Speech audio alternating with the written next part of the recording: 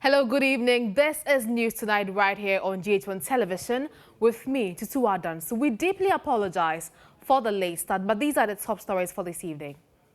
And coming up tonight, a leading member of the governing New Patriotic Party, Dr. Arthur Kennedy, wants the flag bearer of the party to dump Akufo-Addo if he wants to win the December polls. How different Bawumia will be from Nana Akufo-Addo. That is why he kind of resorted to the schoolboy prank of a planky. Meanwhile, NDC flag bearer John Dramani Mahama pledges to return lands to La Traditional Council if elected as president in the December polls. I live in this constituency. I know the problems that you face.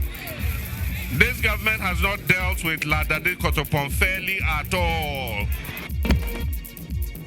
Now, the Ghana National Education Campaign Coalition urges the West Africa Examination Council to deal with teachers caught helping BECE candidates cheat during the exam, which starts next week.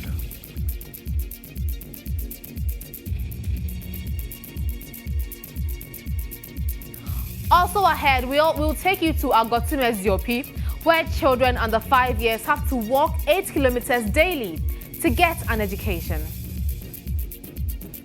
And in business, Vice President Dr. Mahama Bawumia urges African leaders to speed up processes for mobile money interoperability among countries.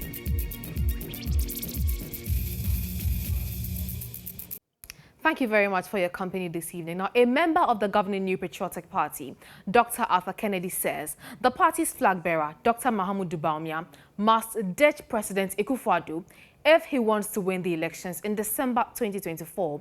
Well, according to the politician, voters may punish Dr. Bawumia if he campaigns on the premise of wanting to continue from where Nana Akufo-Addo left off by voting against him. He spoke to Joshua Kojo-Mensam on GA Today.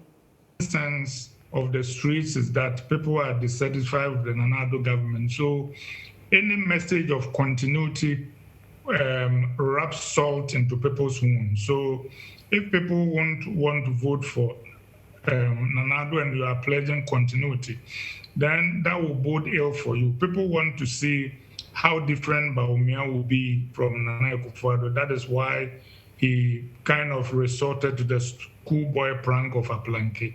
So that is the first thing. But more to the point, I think that this is not just an MPP problem. It's a national problem that our democracy is facing a credibility crisis. And I think that particularly looking at Kenya, whose case I have followed keenly over the last few days, we should, as the accountants say, fetch water and put beside our beard when we see that other people's beards are on fire. We are very close to an explosion based on the despondency on our streets. Meanwhile, a political science lecturer at the Kwame Nkrumah University of Science and Technology, Professor Samuel Edujemfi, is urging a newly affirmed running mate for the NPP, Dr. Matthew Opoku-Prempeh, to work to court the support of the general public to enhance the party's chances of winning the election in 2024. Now, the National Council unanimously endorsed Dr. Matthew Opoku-Prempeh as running mate on Thursday after a meeting with bigwigs of the party. The council hosted Dr. Bawumia to give him a platform to defend his selection of the Minister of Energy as his partner for the 2024 election, in which the party seeks to make history by being the first political party under the Fourth Republic to govern for 12 consecutive years. But speaking to GHOne News, Professor Samuel Edujemfi urged Matthew Opoku-Prempeh to work on the arrogance tag on him and improve his presence in the media.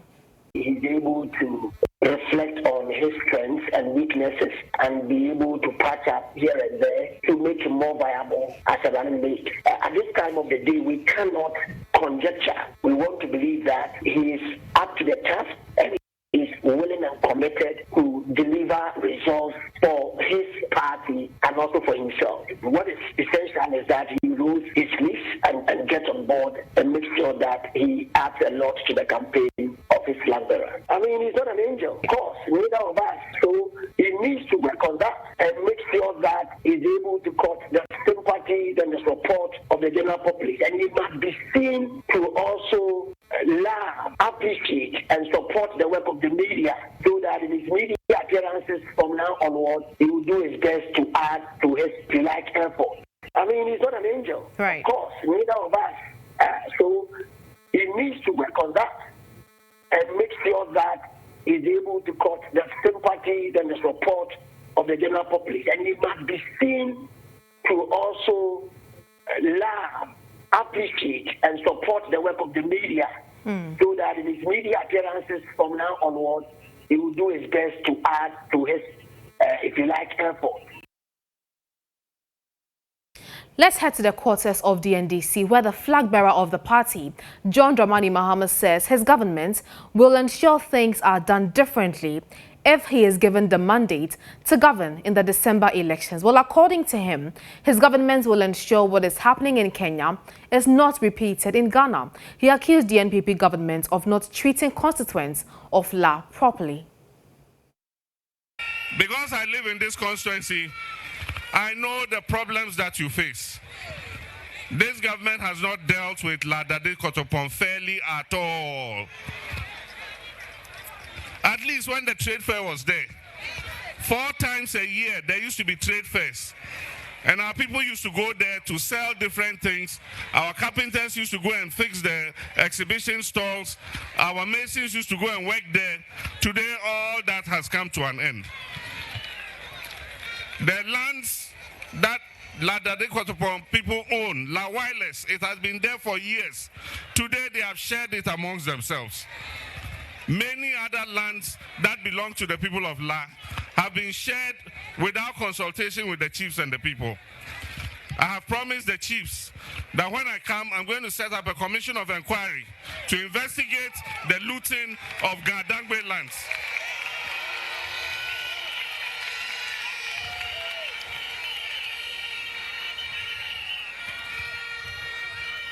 We all know that elections have consequences. In 2016, the NDC government was in office. We know the work that we did. All the work around the trade fair roads, Chado roads, the bridge to Teshi, all those places. We upgraded the La Polyclinic and did a lot of work in this constituency. Since 2017, nothing has happened in this constituency, nothing, except the stealing of the lands of the La people.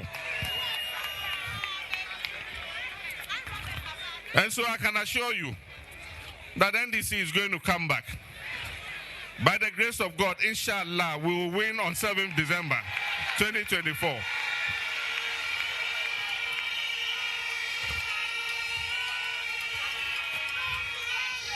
So that we can make the lives of our young people better.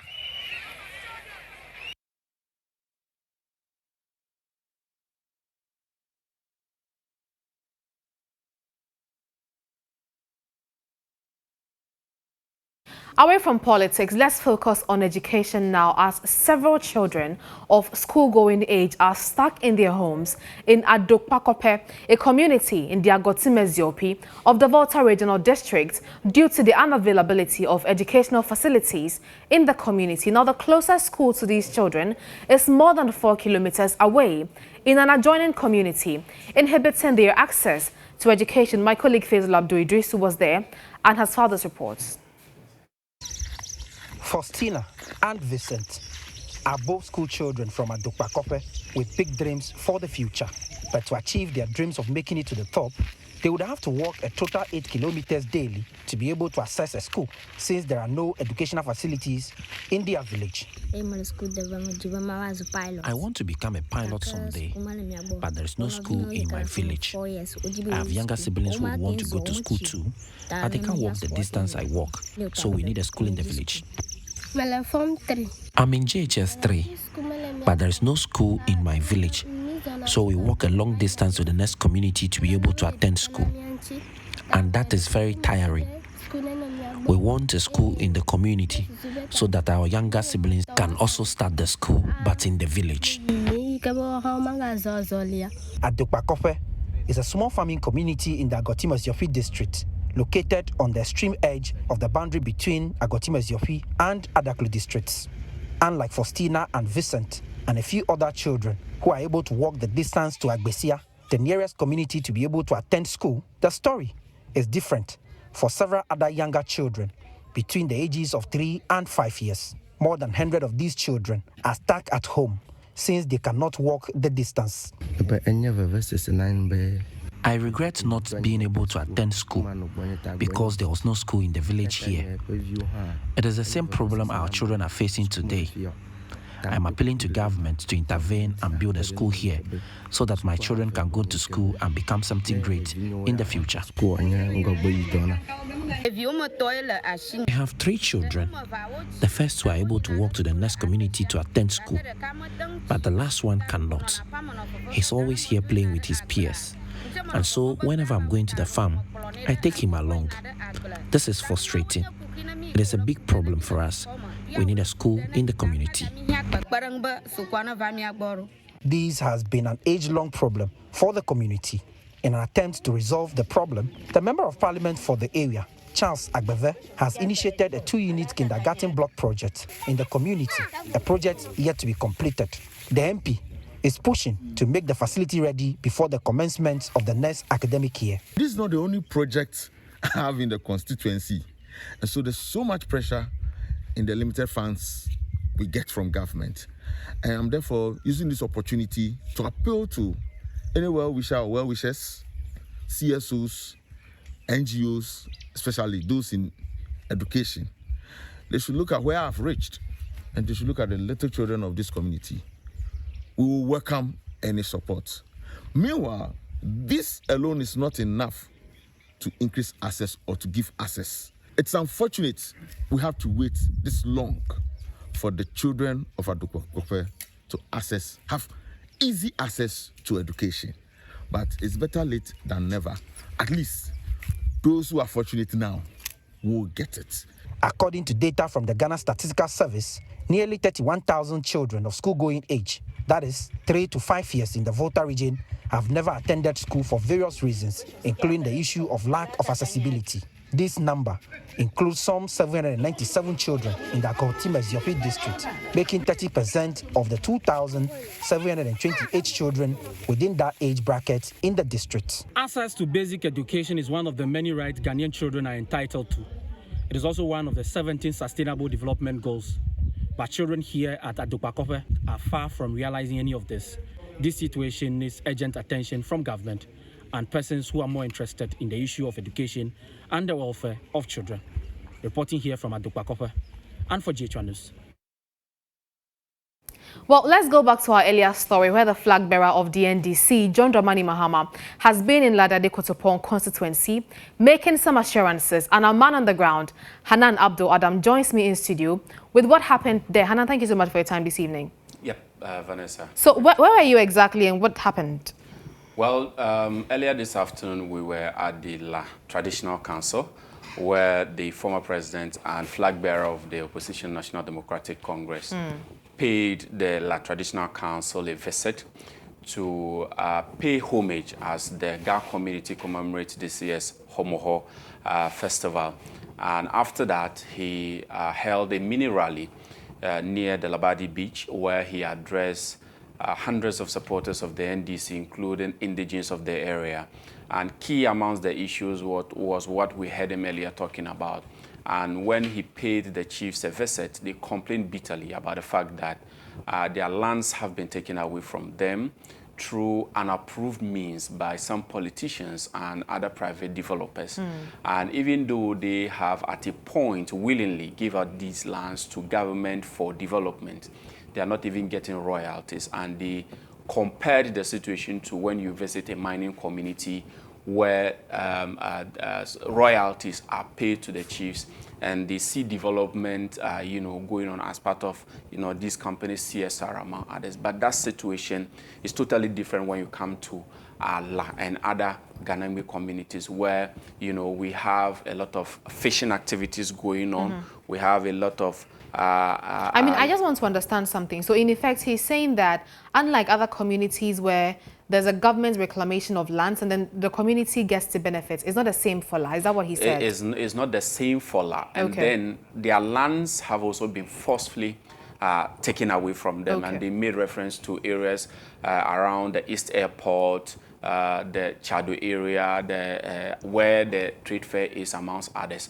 And then they've also made the point that the Kotoka International Airport, or the Ghana Airport Company Limited, is supposed to be paying royalties to them, but they are not doing so. And other government institutions or private entities which are operating in these areas are supposed to be paying royalties to them, but they are not doing so. Issue of unemployment was another issue that came up. And then the former president assured that it is something that will be included in the party's manifesto. And even the reclamation of the land, and ensuring that these looted lands, alleged looted lands, would be given back to them. And he promised that this will be included in their manifesto. And we know that the NDC in the coming days are expected to launch their campaign where they will be, outdooring their manifesto ahead of the 2024 elections. So the former president went there basically to pay homage to the La Traditional Council, to wish them a successful an incident-free Homoho celebration, took the opportunity to also interact with the people. And then, of course, we can't go to La, and then the issue of the La General Hospital will not pop up. The parliamentary candidate and then the incumbent MP for the area, which is Na Odele Soa, actually hammered on the issue, and the people of the area are very much concerned about the slow pace of the development, even though we saw that the new health minister and parliamentary candidate for the Krowa area also came out to promise that this particular project would be completed before this government completes its tenure. But the people want this assurance, or the people want government to walk the talk and ensure that development that was promised to them even in the 2016 and 2020 elections are actually fulfilled. Granted, when he was addressing the public during the mini rally, he did indicate that the loss of trade fair, the collapse of trade fair, has been detrimental to the community. What did he say about that? Exactly. We all know what happens when exhibitions happen at the trade fair. Every sector of the economy gets to benefit, especially carpenters, especially welders, especially those who sell popcorns, especially those who go there and exhibit, among others. But then the former president made the fact that for the last few years, those activities has not happened at the trade fair. So carpenters who are in the days of La do not get the opportunity to go there and work and earn a living. Okay, so does he intend to create something of that sort? Well, in the meantime, there's nothing absolutely happening at the trade fair. And some of these exhibitions have been taken elsewhere, and the people of the area are not able to do that. So in the meantime, if the next NDC government comes into place, and that is if the good people of Ghana gives the NDC the nod, they intend to do a pop-up kind of exhibition where, at some point, the area where there's space, these exhibitions could be held. And one of such areas is just around the Labadi Beach Hotel, where there's enough space for such Talking about the Labadi Beach Hotel, briefly before I let you go, did he speak about the sale of the hotel to SNITS? No, he didn't speak about that, but the MP of the area, they spoke about that. She reiterated that the people will continue to resist that particular deal that is going on. And she also made reference to, of course, we all know that recently the Parks and Garden lands have allegedly also been sold to a private developer. And she also made the point that she will continue to fight and ensure that the right things are done and those lands are not given out to politicians and private developers. Well, we'll definitely see how that pans out. Hanan, thank you so much for your time this evening. He's my colleague who was on the ground. Away from politics, let's place focus on the judiciary, as the Chief Justice, Gertrude Stokonu, has underscored the significance of having women parity in justice delivery system. According to her, women have critical roles in improving justice delivery and acknowledge the increase of women representation in the country's judiciary. Justice Stokonu, who was opening the Gender Equality in Law campaign, an event put together by the Institute for African Women in Law in collaboration with the Judicial Service and the Ghana Bar Association, said Ghana's judiciary is strongly being feminized. Addressing a gathering of lawyers, justices of the Superior Court, retired judges, students and professionals, Chief Justice Tokonu said the judiciary has increased the number of female judges by over 50% within the last 4 years. There's a significantly increasing representation of women in Ghana's judiciary. The past 4 years have seen a very definite shift in the number of judges and magistrates in the judiciary. In 2019, the numbers of women judges stood at 138. This number had increased to by more than 100 by the 2022-2023 legal year. In the 2022-2023 legal year, the judiciary recorded a total of 218 females, signifying an increase of approximately 58% in the numbers of women who joined the judiciary within that 4-year period. While there are still more male judges and magistrates than women, the overall rate of increase of men in the judiciary in that same period was 8%, a much lower figure than the increase in women. So Ghana's judiciary is fast and strongly getting feminized, and more women are driving the administration of justice. Dr. Jakpa Dawuni, founder and executive director of the Institute of African Women in Law, called on future Ghana Bar Association executives to prioritize women lawyers in leadership positions. The point I want to take across is that women are not asking for special favors. Women can do it, as we know, but we just need to create a right environment. The Bar Association is critical to law, justice, and women's rights, and we have to start from home. If we cannot keep our home straight, how can we do it for outside and for other people? So that is the call. The UN Special Rapporteur on the independence of judges and lawyers, Professor Margaret Satterwhite, who also spoke at the event, commended the judiciary for the increases in women judges. The institutionalization of women at the top echelons of the legal profession.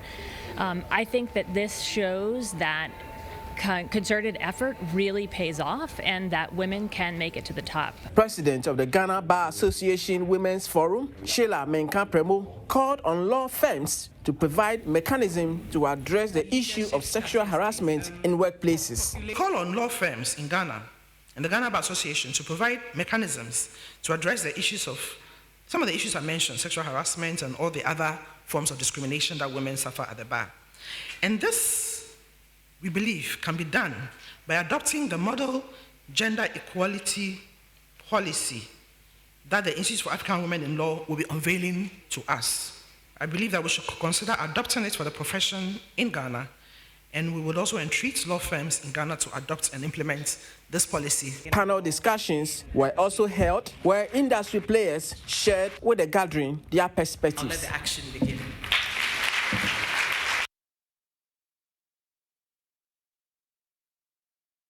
From the judiciary, let's do education now, as the Ghana National Education Campaign Coalition is impressing upon the West African Examination Council to ensure strict monitoring and beef up security during this year's BECE. The coalition also wants WAEC to ensure that teachers caught helping their pupils cheat during the exams. Our panelist, now Benis Impere Jeche, is National Coordinator for GNECC, and she spoke on GHOne TV. One thing we are looking at is that we've realized that information regarding the examination is limited to the learners alone in the schools. Other stakeholders, community members are not involved on how they can all support for us to monitor the exams properly. For whatever reason, we don't know why.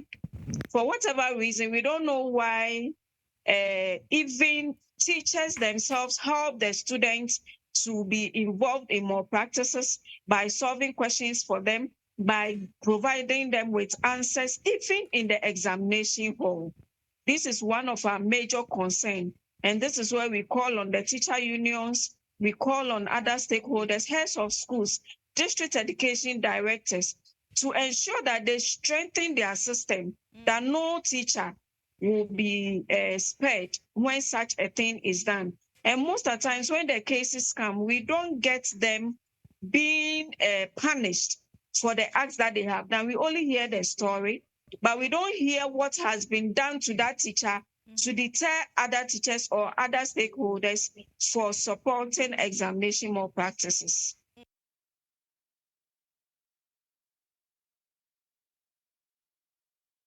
The laborious tasks faced by parents and students in selecting suitable universities and courses is poised to become a relic of the past. Now, this innovative Ghanaian solution, dubbed the admissions checkers, enables students to verify and determine which university is best suited for their admission based on their senior high school performance and strength. The user-friendly portal comprises a comprehensive database of all Ghanaian universities and their respective courses, along with the requisite admission requirements. This facilitates effortless assessments by parents and wards. Here is Albert Tete, a partner, speaking to the media after the launch. App is a web-based platform which is to help senior high school leavers to have a conk or a fixed focus when they are buying admissions forms for the senior high university. So basically, it's just to give them that comfort from their homes to analyze where possible they can find themselves, and even way before finishing school with their mock exams and final year exams before the WAEC, they can also go to the platform to check their status. And the admissions checker actually has the cutoffs, the schools, the courses and all. So when you input it, it gives you the options available for you to know exactly what to choose. Or while you're in school and you're checking, it gives you the opportunity to step up. So basically, it's not just to help the students, but also to help parents or guardians out there, because we spend so much buying every form and hoping that something will happen for us. But when you get onto the platform, accurate knowledge of what to expect. And as we all, we're in a faith-based system, we trust God and all that. But having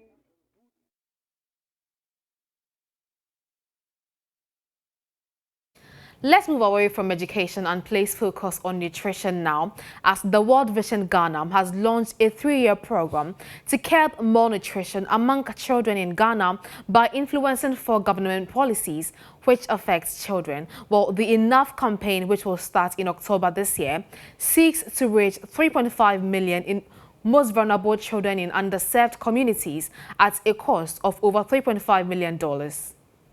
This is still News Tonight right here on GHOne Television. We are back with more stories after this break. You're welcome back from the break. This is still News Tonight here on GHOne Television, and I am Tutuwaa Danso. Let's do business now. In business this evening, Vice President Dr. Mahama Bawumia is calling on African leaders to move away from macroeconomic to mobile money criteria of convergence as a means of ensuring easy trade on the continent. Speaking at the Maiden Mobile Money Interoperability Symposium in Accra, the Vice President said the quest to have a single currency has failed, but if attention is given to making sure countries in Africa connect through interoperability, a common market will be created easily. He urged stakeholders to start small and later scale up when others are ready. And therefore, we should move away in this regard from the macroeconomic convergence criteria to digital payments convergence criteria. This is where the West African Monetary Zone, WAMI, and all of those institutions that we have set up should start thinking about what would it take for our countries to be able to have mobile money interoperability. What convergence criteria are necessary? For me, these are not difficult, because what we can do domestically, we can do internationally. I think that we have the know-how, our fintechs are very sharp, and we can get this mobile money interoperability at the level of the continent done. But we should not wait for everybody to be ready before we proceed with mobile money interoperability at the continental level. That would be a mistake. It has to be done incrementally with the support of the central banks, and I mean all the central banks should be members of PAPS so that the settlement process can be done. So all the central banks and the governors are here. Central bank governors are here. I think Ghana, of course, is a member of PAPS, but we need all the other central banks to join. But I think that if Ghana and Nigeria, for example, decide to have mobile money interoperability between Ghana and Nigeria, we should go ahead and start it. We don't need to wait for the whole of the continent. If Cote d'Ivoire joins, fine. If we can incrementally do it. And we shouldn't wait for everybody else to do it. So I think that we need cooperation amongst the central banks. We need cooperation amongst the telcos. But most importantly also, we need the political will.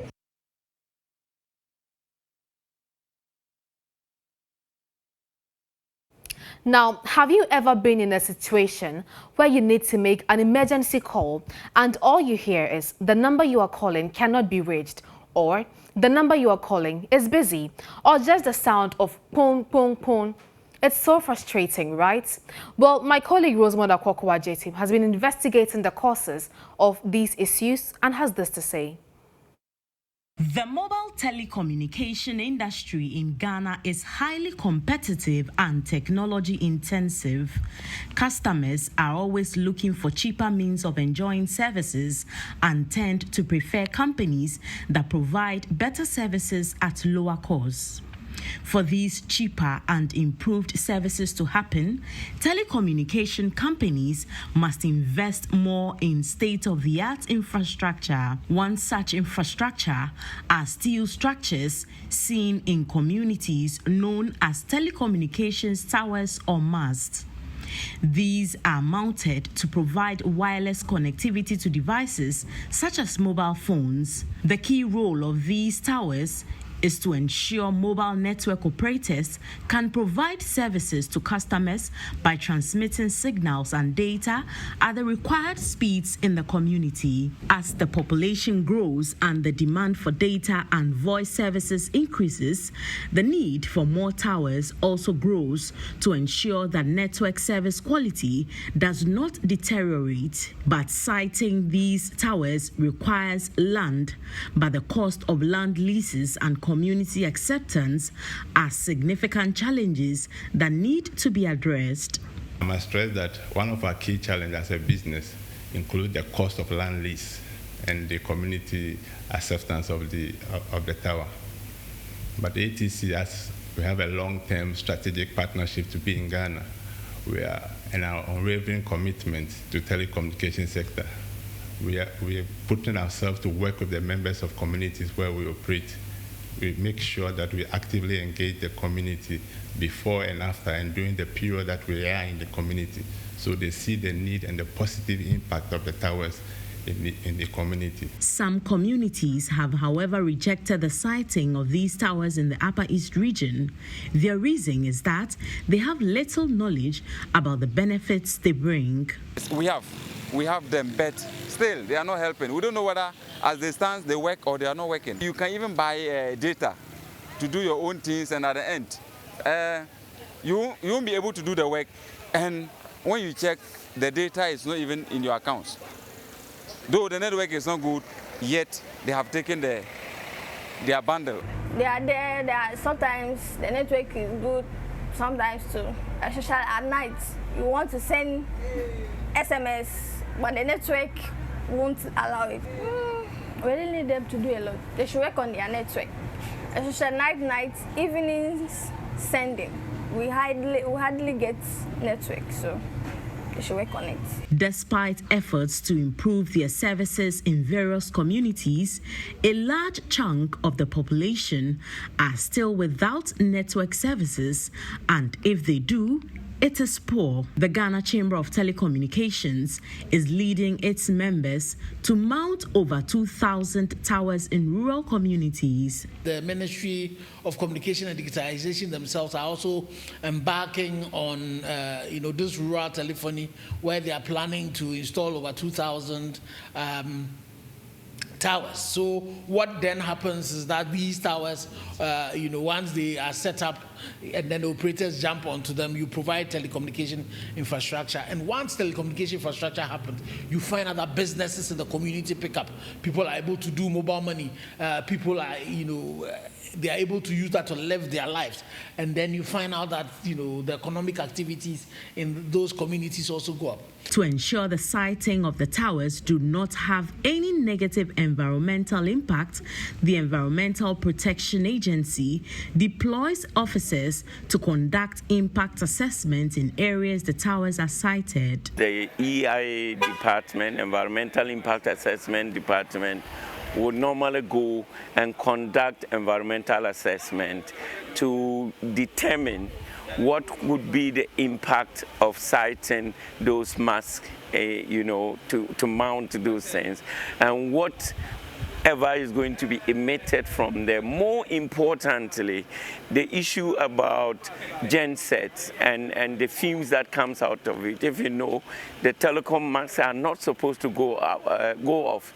If they go off, you and I are going to start crying that our network is not working. As the telcos keep expending money to improve services, they are often hit with unplanned costs.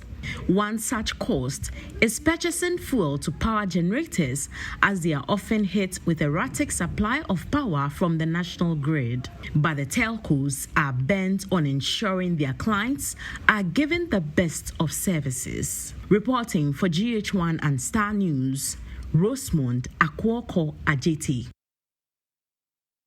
Well, at least we have some answers. That wraps up business for this evening. Let's do sports now. Ghana's 100-meter sprinter Benjamin Azamati has disclosed he is not under any pressure to meet expectations of fans across the world as he heads in the Paris Olympic Games in France. Speaking exclusively on the game here on GHOne TV, the two-time Olympian who qualified through ranking noted all he needs to do at the Olympics is to just take it round after round as it comes. Benjamin Azamati is currently ranked 39th in the world, which secured him a slot at the Olympics. Well, this week, as usual, has been filled with exciting, trendy stories. If you missed any of these, stay tuned as the entertainment desk comes through with all that happened in the world of entertainment. This week's most talked about topic revolves around the controversy involving Chef Smith and Guinness World Records. On July 2nd, Chef Smith's management held a press conference proclaiming him as the current record holder for the longest cooking marathon. The announcement gained widespread attention and was met with national congratulations. However, GHOne TV's Edem Kojo verified the claim, with Guinness World Records revealing that Chef Smith had falsified his verification, deceiving the entire country. Adding to the scandal, the sole organizers and sponsors of the Cookathon Ahmadiyya had Chef Smith arrested, accusing him of not fulfilling his obligations during the event.